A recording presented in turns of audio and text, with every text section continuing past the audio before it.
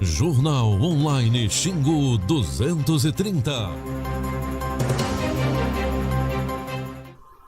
Boa tarde, está começando mais uma edição do nosso Xingu 230, o seu boletim online trazendo tudo que é informação sobre Altamira, a região da Transamazônica e Xingu e esse parazão maravilhoso. E a gente abre a nossa edição de hoje às 12h31 falando sobre um acidente, na verdade um acidente não, um flagrante. Um motorista foi flagrado conduzindo um caminhão completamente embriagado no próximo de Novo Repartimento, na comunidade de Maracajá. Acompanhe aí. O caso ocorreu na BR-230, no distrito de Maracajá, município de Novo Repartimento. Uma guarnição da Polícia Militar estava em ronda quando verificou que um caminhão fazia zigue-zague na rodovia e foi constatado que o motorista apresentava visíveis sinais de embriaguez. Por telefone, o sargento Ronaldo informa que foi dado voz de prisão. Boa tarde. Boa tarde. Como é seu nome? Luiz Carlos. Luiz Carlos. Você está dirigindo embriagado, o senhor está preso, tá? Por estar dirigindo embriagado. E o mesmo foi apresentado na Delegacia de Polícia Civil de Novo Repartimento para os procedimentos cabíveis.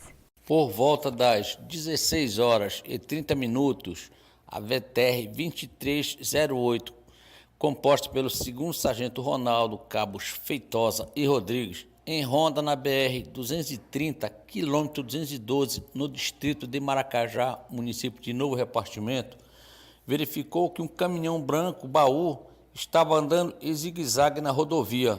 Foi feito um acompanhamento e dado ordem de parada.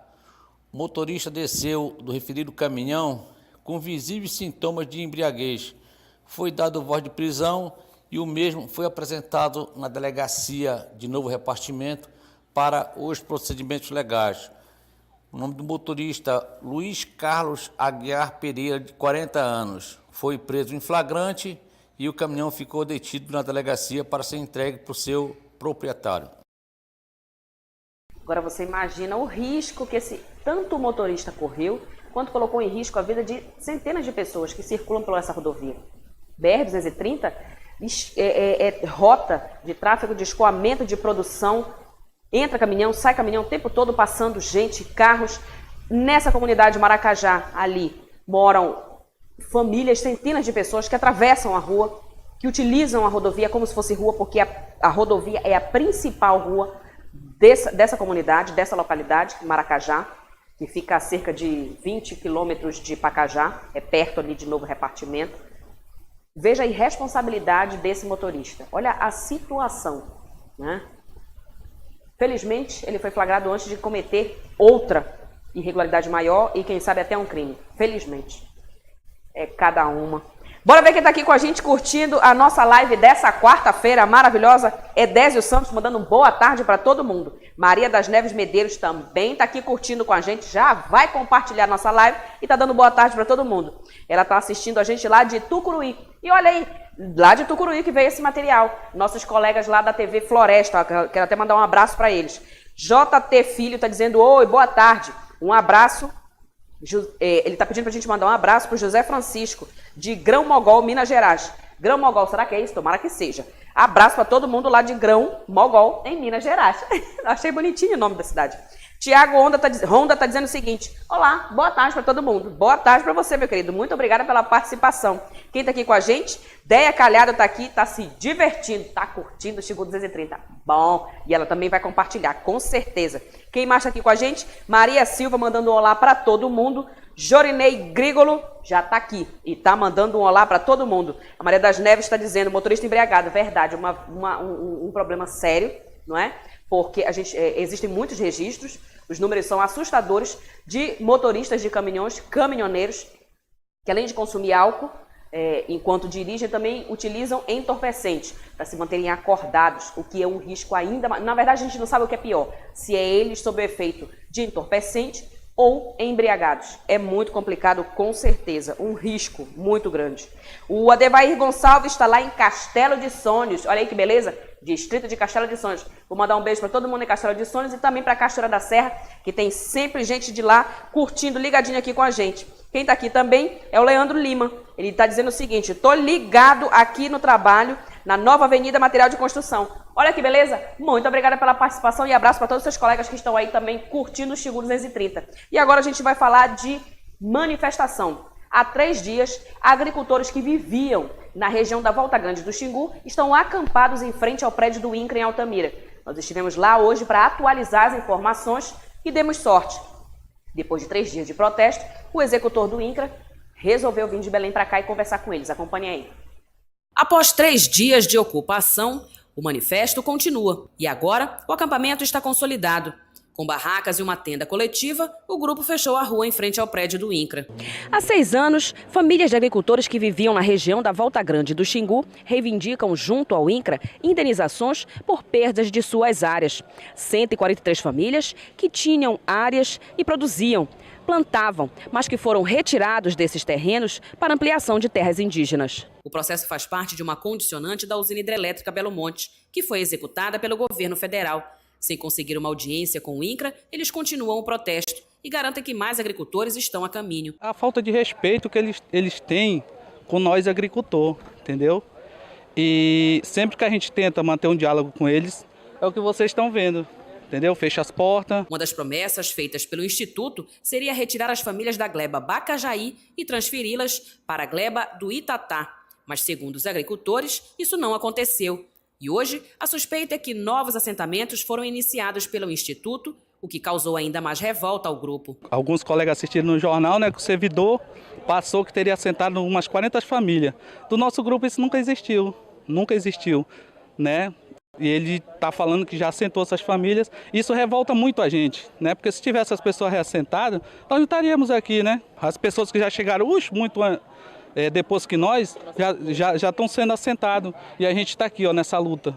É cansativo, muito cansativo. Por volta das 11 horas da manhã, o executor do INCRA no Pará chegou ao acampamento dos agricultores e negociou uma reunião. Eu consigo entender essa contradição. E diz que não tem terra para esses agricultores, mas estão assentando. Não tem, mas estão assentando. Então, tem que sentar e chegar a dar um basta disso aqui. Então, nós entramos com o pedido, sim, tá? Se você sabe muito bem na sua mesa, através do Dr. Antônio, de converter isso numa indenização. Porque durante 6 anos ouvimos essa conversa que não tem terra. E temos agricultor aqui, que hoje já morreram, que não está no nosso meio, viúvas e viúvos, e há pessoas aí, coxos e aleijados, de fugas, entende?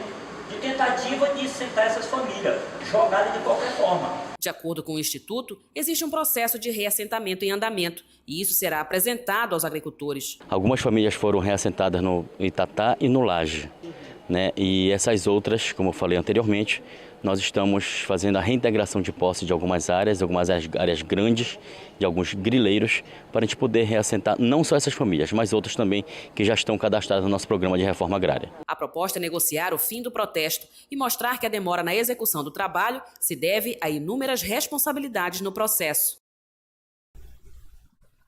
É isso aí. Hoje à tarde tem reunião de novo. Uma reunião que vai ser intermediada, inclusive, pela Casa de Governo. Eles querem a participação do Ministério Público Federal também, porque a responsabilidade maior nesse processo inteiro é do INCRA em Brasília. Então é preciso que o Ministério Público Federal participe e a Casa de Governo fazendo essa interlocução. A gente entende os dois lados. A gente entende a insatisfação e, na verdade, a agonia desses agricultores que estão há 6 anos, como nós falamos aqui no dia do protesto. No primeiro dia do protesto, que foi segunda-feira, nós dissemos aqui.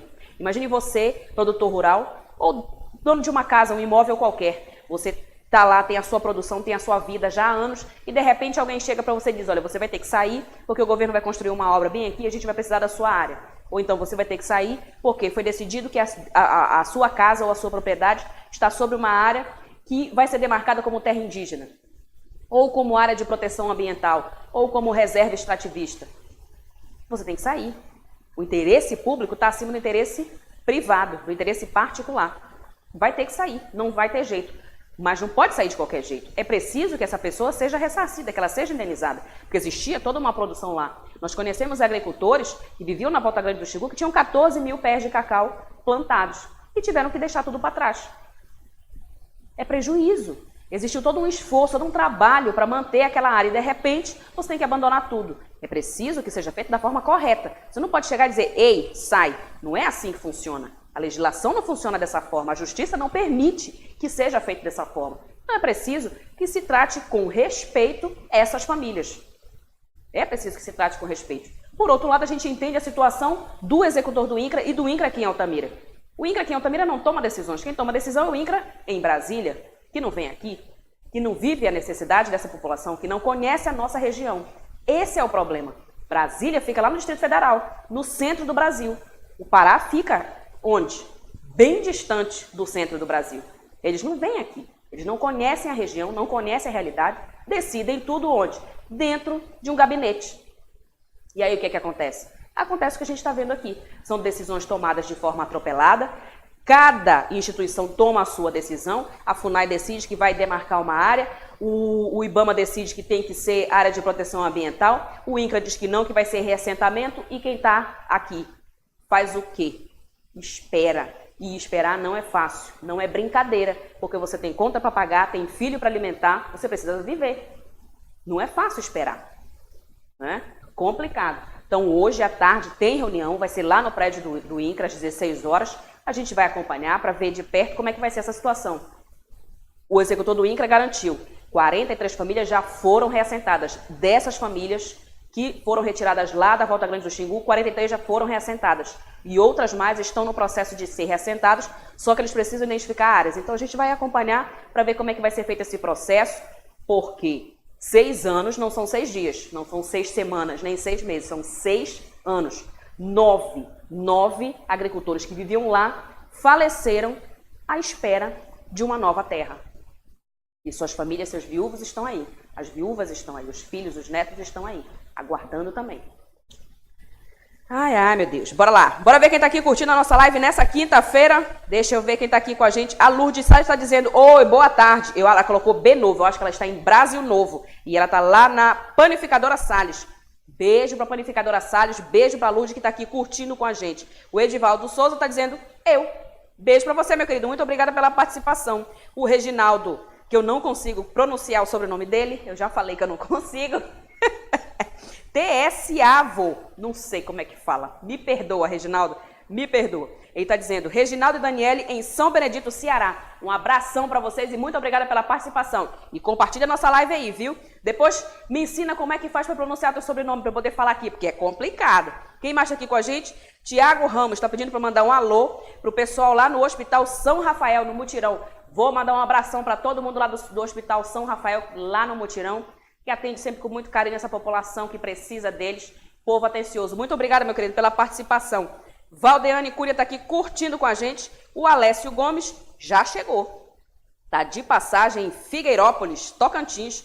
Olha que legal, muito bacana. Bom passeio aí, viu, Alessio? E agora a gente vai falar sobre um caso triste. Um caso triste. Quem é daqui da região ou quem acompanha, como sempre, tudo que acontece aqui na nossa região, sabe que hoje, 22 de agosto, 23 vítimas do naufrágio que aconteceu há uma semana no Xingu. Já registradas aqui nos rios da nossa região, que foi o naufrágio que aconteceu no município de Porto de Mós, em que o navio Capitão Ribeiro, que transportava cerca de 52 pessoas, naufragou e 23 pessoas morreram. 23 pessoas perderam suas vidas. Foi aberto um inquérito, foi aberta uma investigação. Concluiu-se que houve falha humana e também houve problema natural. Havia uma tempestade muito grande e, por conta da falha humana, acabou acontecendo o naufrágio. Havia uma superlotação, a embarcação não tinha autorização para transportar tantas pessoas, mas estava transportando, além das pessoas, também tinha muita carga, o que facilitou o naufrágio. Nós estivemos, dias após o naufrágio, em 2017, 22 de agosto de 2017, nós estivemos lá, eu fui até Porto de Mós para conhecer essas famílias, conversar com essas famílias, ouvir as histórias, saber como é que elas estavam enfrentando tudo isso. E as histórias eram traumáticas. Muita gente machucada realmente, muitas perdas, foram 23 famílias que foram despedaçadas por conta desse naufrágio. Um acidente triste, de fato um acidente muito triste, pessoas com problemas para dormir, crianças aterrorizadas que não conseguiam dormir porque sempre que fechavam os olhos lembravam daquele acidente. Muita gente machucada porque lutou para se salvar, porque eles ficaram horas à deriva, horas se segurando em pedaços de madeira, se segurando em coletes que boiavam, em bagagens. Um ano depois, e a gente está aqui para falar. 23 pessoas mortas. Em 2017, esse naufrágio foi o maior que aconteceu na nossa região, mas não foi o único. Em 2017, outros 3 naufrágios foram registrados, 3 naufrágios de embarcações foram registrados nos rios paraenses. E um ano após essa tragédia, a fiscalização mudou quase nada. Nós continuamos aqui sem o suporte da Capitania dos Portos, nós continuamos aqui sem que os bombeiros recebam recursos para poder atender a esses chamados mais rapidamente. Nós continuamos aqui sem suporte para que as delegacias de Polícia Civil tenham condições de fazer investigações para esse tipo de acidente. Eles fazem o que podem, como fizeram o que puderam na época. Um ano depois, 23 pessoas mortas, 23 pessoas perderam a vida e mesmo assim quase nada mudou. A gente está aqui para lembrar, para sentir muito por essas vítimas, lamentar essas perdas, sentir junto com as famílias que até hoje estão lá, vivendo e relembrando, e para alertar que 12 meses após essa tragédia, as promessas de ampliar a fiscalização, de ampliar o controle ao transporte irregular dessas embarcações, não tem 2 meses, nós divulgamos aqui 2 crianças, 2 irmãos que entraram em uma embarcação lá no município de Porto de Mós. Estavam brincando no porto, a embarcação parou, a irmã mais velha, que estava tomando de conta, parou para conversar com alguém, não se atentou, as crianças entraram no barco. O barco saiu e chegou em Senador José Porfírio e essas crianças ainda não tinham sido identificadas dentro da embarcação. Elas só foram identificadas por quê? Porque a irmã, depois de perceber o que tinha acontecido, entrou em contato com o Conselho Tutelar de Porto de Mós, que acionou o Conselho Tutelar de Senador José Porfírio. Assim que a embarcação atracou em Senador José Porfírio, as crianças foram identificadas. Mas eram 2 crianças. A mais velha tinha apenas 6 anos. E mesmo assim, eles circularam pela embarcação sem nenhuma identificação. E ninguém percebeu. Nenhum tripulante percebeu. Por quê? Porque não existe cuidado com as regras, com a legislação pertinente a isso. Código de Defesa do Consumidor, quando o assunto é comprar passagem para embarcação aqui no Pará, me digam se alguém conseguiu denunciar que comprou uma passagem, a passagem foi desmarcada em cima da hora, não conseguiu remarcar. Pergunte se alguém conseguiu denunciar e teve seu dinheiro, foi ressarcido. Excesso de passageiro, banheiros ruins, passagens caras. Não existe respeito com as pessoas que compram essas passagens, que utilizam as embarcações nos rios paraenses, e também não existe fiscalização alguma. Para os lados da Ilha do Marajó, ali próximo de Belém, nós temos os piratas. Graças a Deus nós não temos piratas para cá, para essa área. Houve alguns registros, mas já faz muito tempo ali no município, entre Senador José Porfírio e Vitória do Xingu. Mas para lá eles ainda tem os piratas. A polícia não tem suporte para estar fiscalizando essa imensidão de água que nós temos aqui no Pará. E não tem suporte porque não tem investimento, porque não tem o quê? Não tem compromisso com essa pauta. Há um ano, 23 pessoas morreram em uma embarcação que naufragou na frente de Porto de Mós, no Rio. E até hoje, as reclamações continuam as mesmas. Se voltar hoje, lá em Porto de Mós, as reclamações com relação às embarcações continuam as mesmas. Infelizmente, é essa que é a realidade. Bora ver quem está aqui com a gente. Francelina Costa de Salles. Oi, manda um oi para mim, eu estou aqui no Buriti, junto com a galera. Vou mandar um oi para todo mundo que está aí no Buriti, curtindo o Xingu 230. Francelina, compartilha a live aí, viu? Compartilha que eu vou mandar alô para todo mundo no Buriti. Quem mais tá aqui com a gente? Alô, Marque Frutuoso. Manda um alô aqui em Pernambuco. Ô, beleza, terra maravilhosa, Pernambuco. Vou mandar um alô com certeza. Paula Santos está dizendo, oi, meu nome é Paula, sou de Breves. Olha que beleza.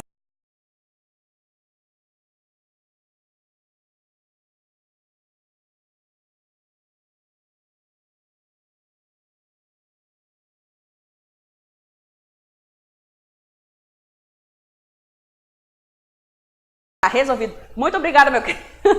Muito obrigada pela participação, viu?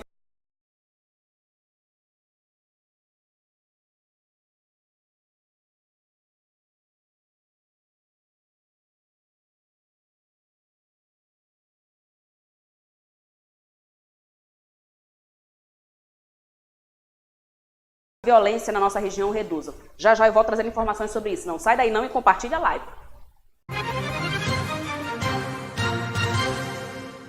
A Prefeitura de Altamira inicia uma grande obra de pavimentação asfáltica. O novo asfaltamento inicia na Travessa Comandante Castilho e ligará a Orla de Altamira à Estrada da Serrinha, uma das mais importantes da cidade. Muito contente, porque a gente vê a rua assim bem arrumadinha, cara, beleza. Este é apenas um trabalho que deixará Altamira de cara nova. Com certeza melhorou. Melhorou pelo acesso das pessoas, né? Tudo novo, tudo ótimo, tudo perfeito. Prefeitura de Altamira, Governo, Trabalho e Desenvolvimento Social. Hicieron exactamente lo que el profesor nos había dicho que harían. Solo que aquella tarde... La puerta principal. Me llamo Alison Parker, soy la embajadora de Arturo. Soy una oyente, soy una reina, estoy secuestrada.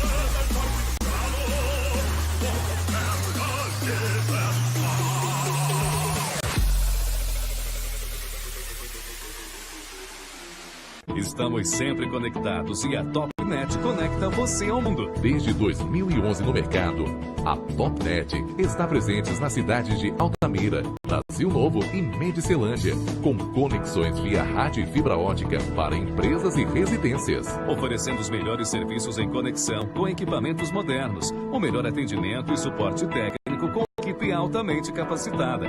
TopNet, nós evoluímos, agora só falta você.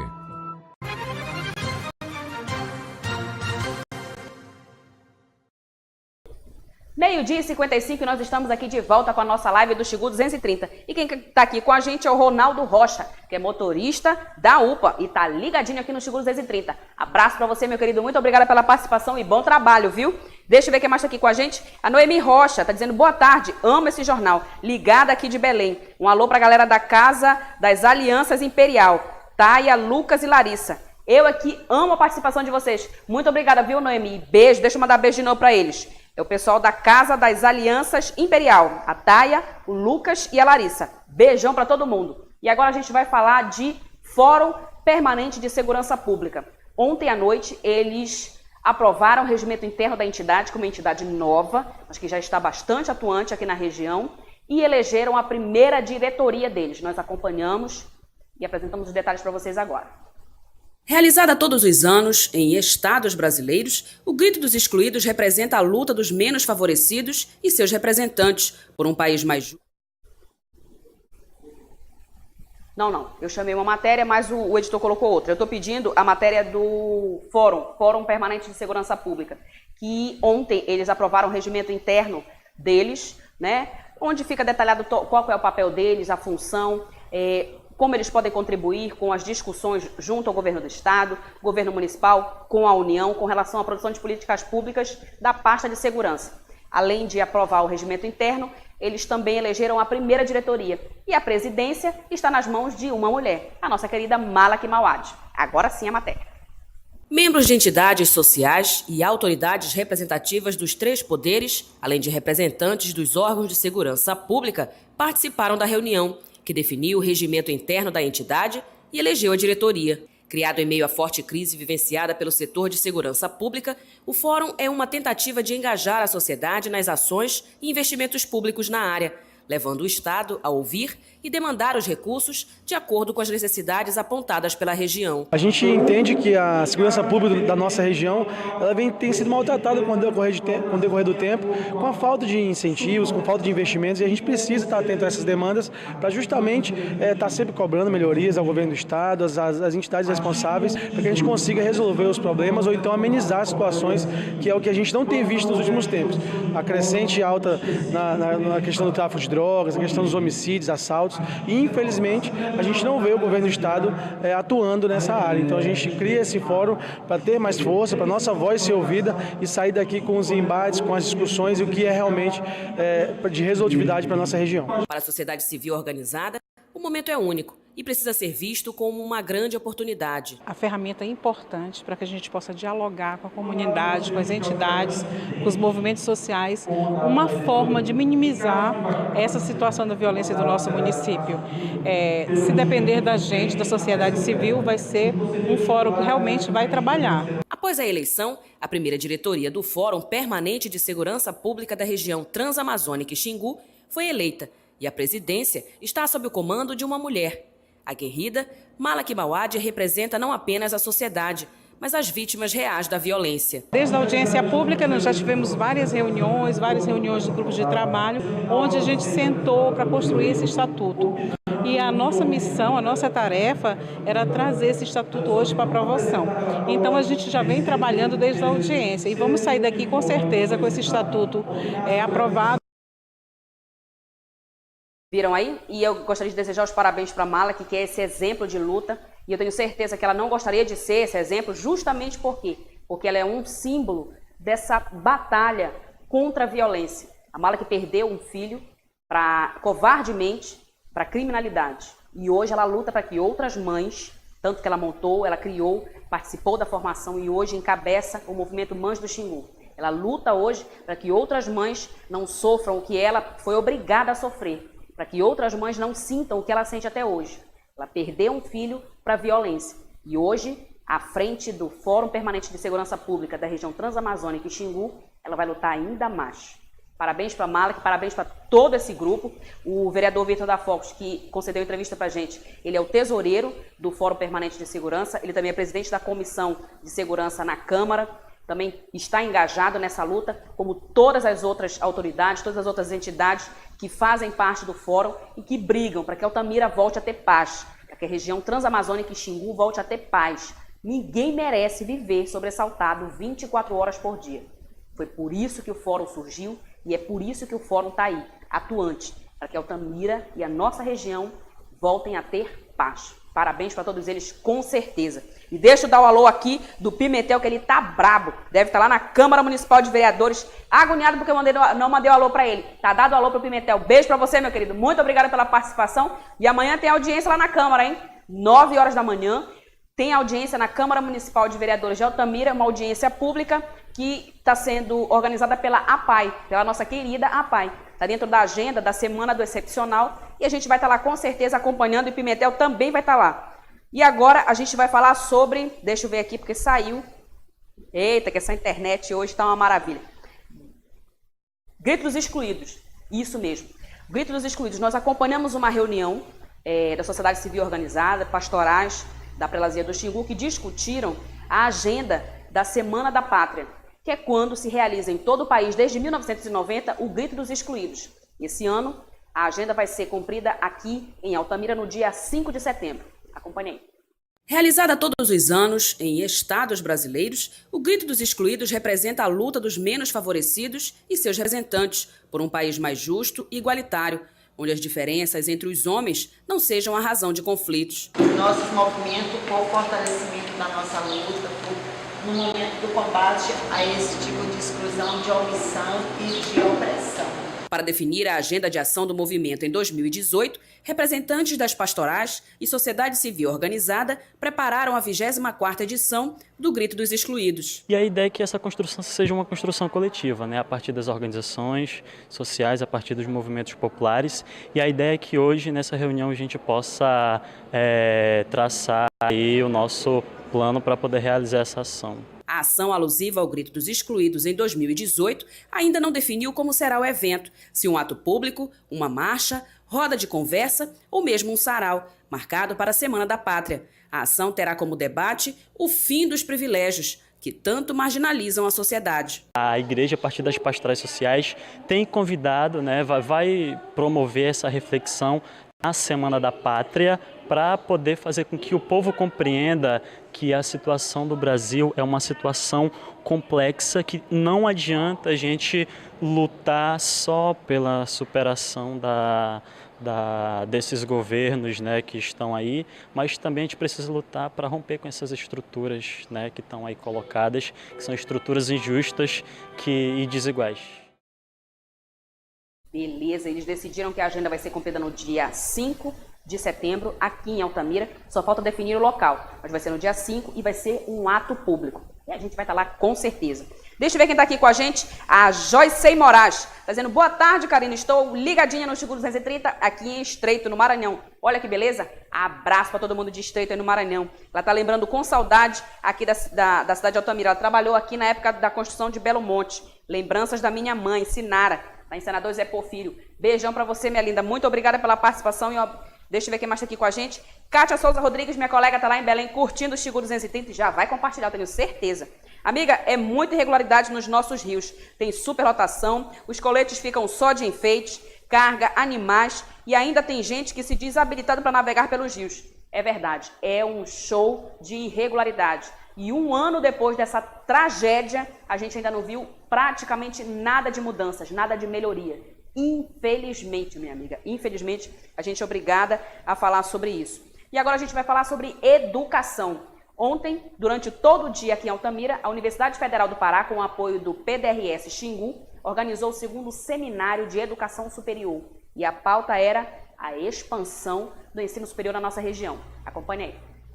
O 2º Seminário de Educação Superior e Desenvolvimento Social do território da Trans-Xingu reuniu a comunidade acadêmica, autoridades e sociedade civil organizada para discutir uma das pautas mais importantes da atualidade: o fortalecimento da educação superior com a expansão das universidades na região. A temática, que era Políticas Públicas para o Desenvolvimento do Ensino Superior na Amazônia, Perspectivas e Desafios, suscitou as questões que nortearam os trabalhos nos grupos GTs. A educadora comemorou o resultado do evento, que atraiu um público participativo. Uma coisa importante nesse seminário é a participação que teve efetiva da comunidade acadêmica, da sociedade e também esse desdobramento nos grupos de trabalho.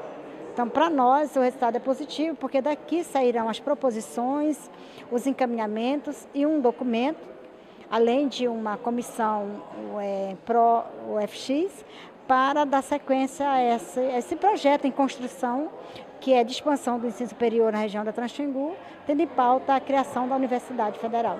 Com números negativos, o tema urgente está ligado diretamente ao desenvolvimento da região e à produção científica. Essa expansão passa pela consolidação dos cursos que já existem aqui, mas sobretudo pela pauta de uma nova universidade.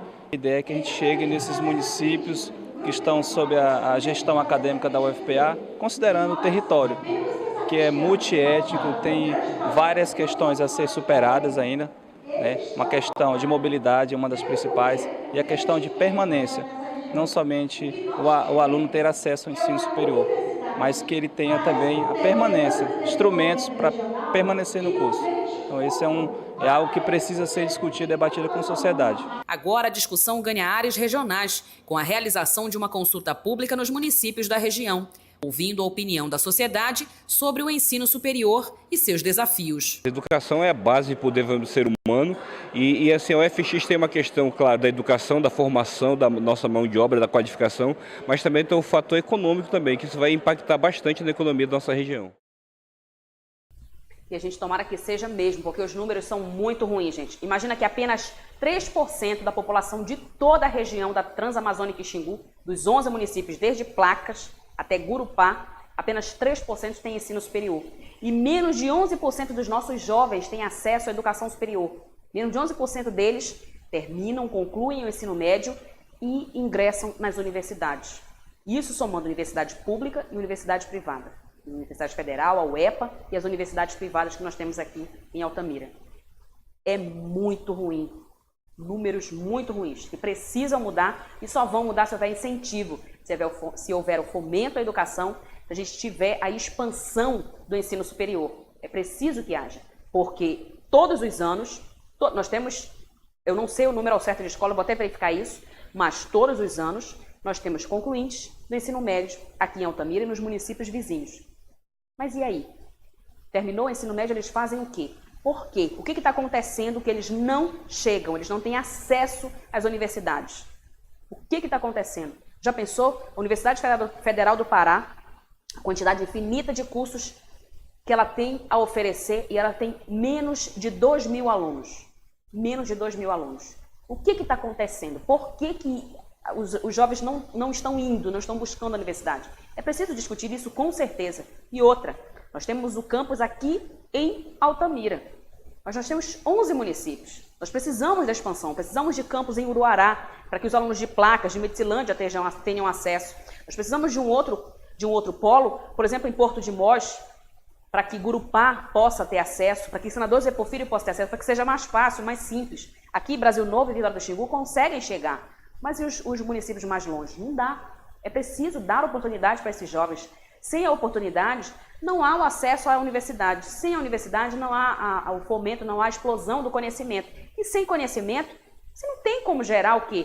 Novas ideias, novos negócios. Como é que você quer fomentar a economia de um município, de uma região, se não existem ideias para negócios? Ninguém tem ideia de nada. Nós temos aqui verde, temos rio, temos condições de produzir aqui. Quem sabe, já pensou, se sai daqui a cura para uma doença? Plantas, uma infinidade de plantas que poderiam estar sendo estudadas. Por quem? Pelos universitários. Onde? Dentro das universidades. Mas para isso é preciso que eles tenham acesso a essa universidade. Muito boa essa discussão trazida pela universidade. A gente torce para que a Universidade Federal do Xingu saia sim do papel, com certeza. Olha quem está aqui assistindo com a gente, a Val Araújo. Beijo para você, minha linda. Tô assistindo aqui do trabalho, Karina. Cheiro para você também. Deve estar em Santarém, né, lindona? Curtindo. Beijão. Muito obrigada pela participação. Olha a Joyce. A Joyce Moraes tá braba, porque diz que eu não li o comentário dela. Li sim, mulher. Deixa de ser assim. Karina, como está o trabalho em Altamira? Minha irmã, situação aqui tá complicada. Muito complicada. Infelizmente, a cidade está sofrendo com essa crise econômica. Uma maré baixa de novos empregos. O negócio está complicado. Não é só aqui não, na região toda. Infelizmente, a região inteira está sofrendo. E por quê? Falta de incentivo. Não existem novos negócios. E também não existe, além de não existir incentivo para a educação, não existem incentivos para novos negócios. Com certeza alguém que está assistindo a gente agora está com uma ideia boa para montar um negócio. Mas vai tirar dinheiro de onde? Não tem investimento. Você vai aos bancos, consegue? Não consegue investimento. Também tem isso. A economia do Brasil precisa mudar. É preciso olhar para a sociedade, porque todo mundo é um empreendedor em potencial. Ele só precisa do quê? De oportunidade. E é essa situação não só do mercado de trabalho aqui de Altamira, mas da região toda, minha amiga. O negócio está pegando. E agora, gente, que horas são? 1h10. 1h10 e agora a gente vai falar de sessão do Legislativo. Terça-feira nós tivemos sessão e o clima lá esquentou. Por quê? Porque na pauta de votação está um projeto enviado pelo Executivo que prevê a regulamentação do plano de cargos, carreira e remuneração dos profissionais da educação, magistério, dos professores, dos servidores como vigilantes, como secretárias, como o pessoal da alimentação, da merenda. Os professores não se agradaram, o sindicato, o Sintep, por exemplo, acredita que esse projeto fere os direitos dos trabalhadores e por isso eles foram para a Câmara e pediram a retirada do projeto da pauta. Acompanhe aí. A sessão começou tumultuada.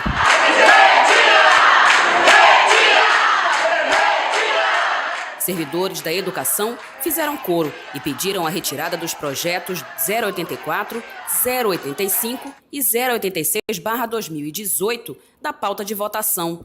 Todos são de interesse dos servidores.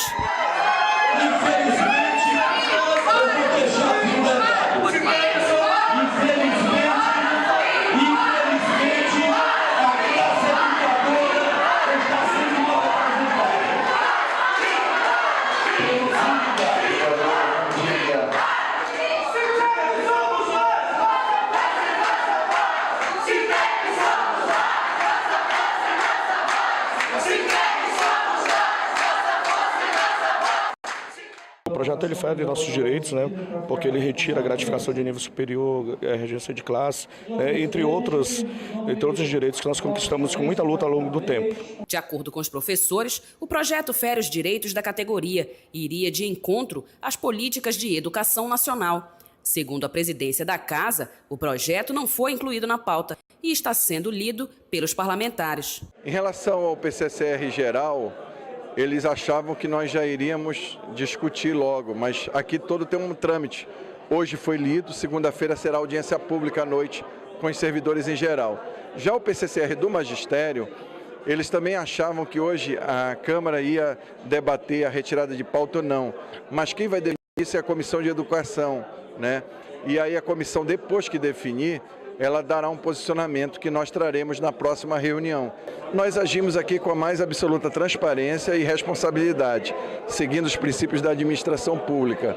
E o Legislativo é o local ideal para debater propostas como essa, planos como esse, e aperfeiçoá-los, né? Do ponto de vista legal e do ponto de vista de dar a justiça e valorizar a educação e o servidor público como merecem ser valorizados. Apesar da pressão, os parlamentares seguiram o regimento. 30 indicações solicitando obras e serviços públicos foram apresentadas.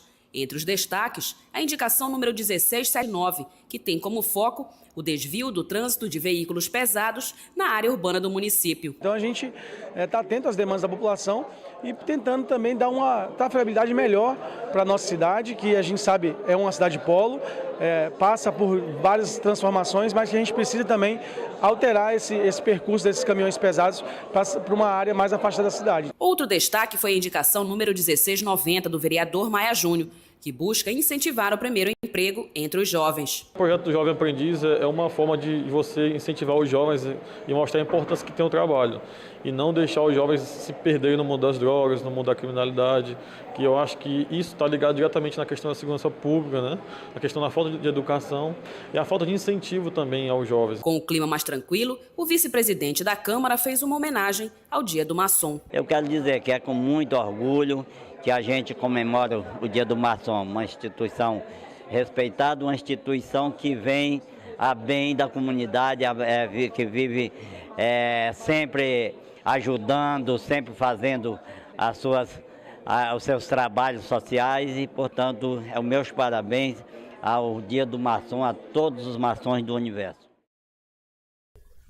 Viram aí que o clima foi tenso, né? O negócio foi tenso lá. E ficou para o dia 27 uma nova audiência para discutir o projeto do PCCR dos profissionais da educação. A gente vai estar lá para acompanhar, para mostrar direitinho para vocês o desenrolar dessa discussão, que parece que vai render, viu? Parece que vai render e não vai ser pouco. Deixa eu ver quem está se despedindo aqui da nossa live dessa quinta-feira. Quinta-feira, já estou acabando a semana. Olha que beleza! Mas não é quinta, é quarta. Deixa eu ver quem... Andréia Lima Silva está dizendo, é verdade, isso está acontecendo no Brasil todo. Ela está lá, Andréia. Beijo para você, Andréia. Muito obrigada pela participação. É a crise, minha filha, a crise econômica, infelizmente. Mas outubro está chegando. Está chegando. Por falar em outubro, está chegando, eu acabei de lembrar que eu fiz hoje uma entrevista, né? Mas não deu. Olha que maldade. Eu vou falar para todo mundo aqui. É o seguinte, dia 23, amanhã, 23 de agosto, é o último dia para solicitar, ir até o cartório eleitoral e solicitar a autorização, fazer uma autorização para poder votar em trânsito, gente. Tem gente que precisa trabalhar, viajar a trabalho nessa época do ano. E aí não vai estar na sua zona eleitoral para votar. Então pode solicitar para fazer o voto em trânsito. E aí quem tiver, por exemplo, em Belém, em Ananindeua, em Castanhal, em Santarém, em Paragominas, em Paragominas, pode votar em trânsito. Você vai votar, por exemplo, em Belém, porque você está viajando para Belém durante o processo eleitoral, no dia da eleição, mas, na verdade, o seu título, por exemplo, é daqui de Altamira. Mas como você vai estar em Belém, nesse período, você vai poder votar lá normalmente. Mas, para isso, você tem que ir até amanhã, até o cartório eleitoral aqui de Altamira ou de qualquer município paraense e fazer essa solicitação, viu? Se você é militar e sabe que no dia da eleição você vai estar trabalhando, então vá até o cartório, você tem que ir até o cartório, ou pode fazer pela internet, entrar na página do Tribunal Regional Eleitoral, preencher um formulário informando que você quer autorização para votar em trânsito, imprimir esse formulário e levar até o quê? Até a sua coordenação, o seu superior, porque eles vão preparar a lista e com aquela ficha de autorização que você já imprimiu e já assinou, eles vão encaminhar essa documentação ao cartório eleitoral e vai fazer a liberação para que você possa votar. Por exemplo, policial militar que é daqui de Altamira, mas no dia da eleição vai estar trabalhando em Porto de Mós. Ele vai poder votar lá em Porto de Mós normalmente, desde que ele solicite autorização até amanhã, dia 23 de agosto. Beleza? Era para ter uma entrevista hoje, mas o meu editor esqueceu, não tem problema. Eu lembrei aqui e dou alerta para vocês. Não esquece, quem quiser votar em trânsito, até amanhã, dia 23 de agosto. Não esquece não. Deixa eu ver quem está aqui com a gente, se despedindo, Joicei Moraes. Coraçõezinhos. Beijo para você também, minha linda. Muito obrigada pela participação. Kátia Souza Rodrigues está dizendo o seguinte: Karina, amiga, adoro os comentários que você faz depois das reportagens, principalmente que você fez agora sobre a educação. Parabéns. Eu que adoro a participação de vocês. Muito obrigada, viu, minha linda? Beijo para você, beijo para os seus filhos e parabéns pelo aniversário de casamento. Beijão para todo mundo. Nossa edição de hoje fica por aqui, mas amanhã, que é quinta-feira, eu volto. Até amanhã.